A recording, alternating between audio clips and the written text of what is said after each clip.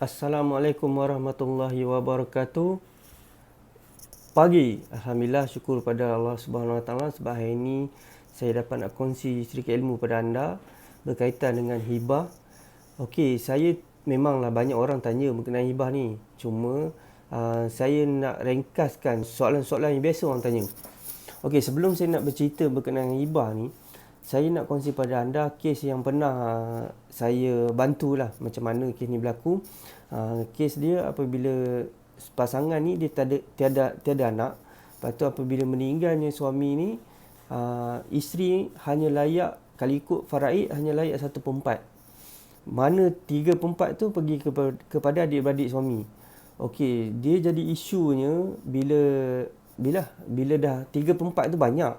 Jadi bila tengok pula nilai cash ni, ada si mati ni, arwah ni tinggalkan rumah 2 biji cash KWSP apa semua. Jadi menyebabkan saya rasa boleh katakan orang hilang pertimbangan. Bila berlaku macam tu, berlakulah orang kata perebutan. Si adik-beradik suami pun macam tak nak mengalah berkenaan dengan harta ni. Kira nak tuntut juga yang bahagian 3/4 ni. Si isteri, dia tahu bahagian dia hanya 1/4. Dan dia sebenarnya layak untuk tuntut atas pencarian. Dia kalau boleh nak nego dengan cara baik. Tapi perbincangan cara baik tak berlaku. Jadi bila jadi macam tu, saya sarankan isteri untuk tuntut atas pencarian. Barulah bahagian baki tu difaraidkan. Sekarang sepatutnya harta pusaka ni selesainya cepat, tapi bila jadi macam ni, dia jadi lambat. Duk bicara sini pun lantik lawyer, sana pun lantik lawyer. Jadi benda ni memang akan ambil masa lah. Jadi sebab tu rancang harta tu semasa hidup. Bila rancang semasa hidup, tak adalah isu-isu yang macam ni. Sebab kita tengok keadaan semasa masyarakat kita ni, bila bercerita bab harta, dia memang akan, tak tahu nak kata lah, akan jadi lain lah. Macam banyak dah lah kita tengok, sampai bergaduh, sampai bunuh pun ada, cederakan lah apa, semua macam-macam hal berlaku disebabkan harta ni. Okey, tu kes lah saya nak kongsi pada anda sikit lah. Jadi saya memang sarankan untuk gunakan hibah ni sebagai salah satu instrumen perancangan harta. Okey, soalan yang biasa orang tanya, biasanya orang tak tanyalah apa itu hibah. Hibah ni kita tahu adalah pemberian kasih sayang oleh pemberi tanpa mengharapkan balasan. Okey, itu biasalah orang tahulah.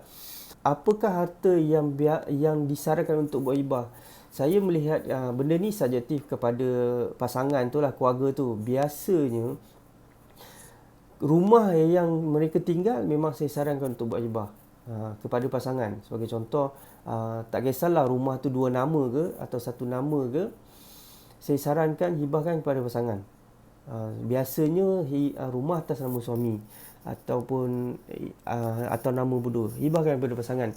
Supaya apa? Supaya kita nak elakkan.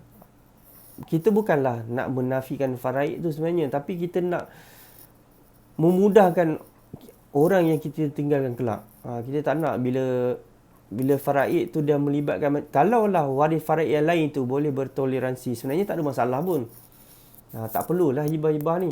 Tapi masyarakat kita, anda boleh tengok sendirilah. Jadi sebab itulah saya sarankan untuk buat hibah. Harta apa? Saya sarankan harta rumah yang kita tinggal lah. Itu keutamaan. Lepas tu kalau ada aset-aset lain seperti account bank, cash, nak hibahkan boleh, tak ada masalah. Ada tak harta yang tak boleh hibah? Ada. Macam syarikat yang saya buat ni daripada Australian Trustee, kalau kata kereta kita tak buat, lepas tu KWSP tak boleh buat, itu pastilah dua benda yang pasti. Lepas tu kalau barang kemas fizikal, cincin ke gelang tu pun memang kita tak boleh buat hibah. Adakah hibah ni terus tukar nama? Sebenarnya tak. Hibah ni dokumentasi dia disempurnakan semasa hidup. Maksudnya kalau si suami nak menyerahkan pada isteri, agreement tu dua-dua sign masa hidup. Dokumentasi tu disempurnakan semasa hidup dan pindah milik tu diserahkan selepas penghibah meninggal. Sebab kita nak jaga juga kepentingan penghibah ni. Kalau kata terus hibah tukar nama pun ada isu dia juga sebenarnya. Contohnya, bila dah tukar nama kepada pemilik baru pula jual. Jadi padahal itulah rumah yang satu-satunya ada. Ya, tu pun jadi masalah juga. Jadi sebab tu dokumentasi kita buat masa hidup, penyempurnaan maksudnya nak tukar nama apa semua tu selepas meninggal. Okey. Okey, seterusnya soalan yang biasa orang tanya juga, berapa kos ni nak buat hibah ni? Okey, kalau nak buat hibah ni, kalau bagi harta yang tidak bercagar, maksudnya harta yang bebas hutang, seperti rumah dah habis hutang apa semua ni, dia kos dia dalam 2650. Kalau bagi harta yang berhutang, tapi mesti syarat-syarat tu dipenuhi. Bagi harta yang berhutang dalam 2850. Okey. Lepas tu pula, bagi harta yang berhutang ni, kena penuhi syarat-syarat dia lah. Syarat utama dia mesti nak MRTA ataupun MRTT tu. Kalau lah contoh kita nak hibahkan rumah tu katalah loan 30 tahun, tapi kita punya sijil MRTA atau MRTT ni tak ada, memang tak boleh buat hibah. Lepas tu pula, kalau kata contoh loan tu 30 tahun, kita buat MRTA ataupun MRTT ni hanyalah 10 tahun pun tak boleh buat hibah juga. Dia kena ada benda tu. Kenapa? Sebab kita nak memastikan bila meninggalnya penghibah tu, rumah tu dah memang sempurna, tak ada hutang. Jadi kita nak buat pindah milik kepada pemilik baru tu boleh terus buat lah. Kalau kata tak, jadi memang syarikat tak akan terima lah untuk buat hibah tu. Jadi itu kos dokumentasi. Adakah terdapat kos-kos selepas pada kos dokumentasi ni? Ada tak kos-kos lain? Sebenarnya ada. Sebab benda ni dia akan melibatkan kita nak lanjut lawyer untuk uruskan pindah milik tu, dan dia melibatkan LHDN juga. Anggaran berapa persen? Lebih kurang 2.5% pada nilai hartanah tu. Bila nilai hartanah tu kita akan cek bila waktu waktu meninggal tu lah.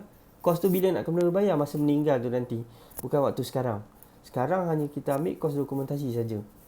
Agak famous juga, adakah hibah ni boleh dicabar? Dia cabar ni sebenarnya, kita tengok kepada dokumentasi tu. Kadang-kadang orang suka ambil mudah. Dia buat dokumentasi, lepas tu buat kat Pesuruhjaya Sumpah, dia kata oh ni hibah, buat sendiri. Kita cakap, kita takut bila buat sendiri dia tak menepati rukun dan syarat hibah ni. Kita takut bila lekat situ hibah tu boleh terbatal, bila cabar terbatal.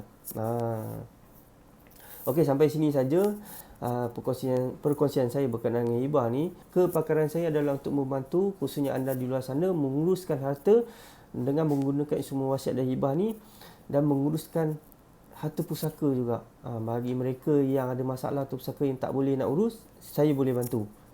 Saya buat sehingga selesai. Jadi sampai di sini saja.